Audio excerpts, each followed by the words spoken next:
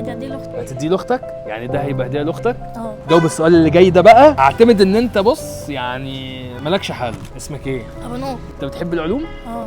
قوي قوي؟ أوي. طيب جاهز لاسئله سنه تانية؟ اه. الماء يعتبر حمض ولا متعادل ولا قلوي؟ الماء ايوه حمض متعادل. متعادل، برافو عليك، اجابه صح، برافو عليك. انا متفائل بيك. جاهز؟ جاهز. عشان اصعب السؤال الصراحه، لو ما عرفتش تجاوبه هرجع شويه في الصعوبه. في التحليل الكهربي كميه الاكسجين بتساوي ضعف ولا نص ولا تساوي كميه الهيدروجين؟ احنا لما نيجي نحلل الميه هيطلع غاز الهيدروجين ويطلع غاز الاكسجين، مين كميته اكبر؟ الهيدروجين. طيب الهيدروجين قد ايه بقى؟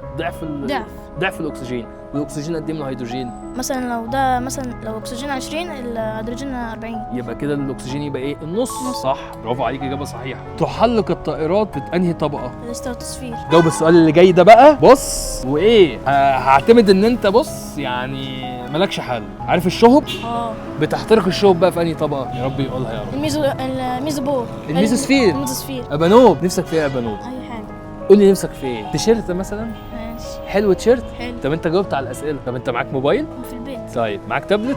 معاك الاثنين؟ ايوه صدقني. هديك ايه طيب؟ طيب اختار موبايل ولا تابلت ولا خاتم لماما؟ تابلت.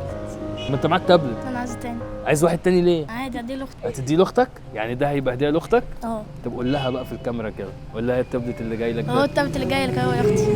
لا تنسى أخاك ترعاه يداك، لا تنسى أخاك.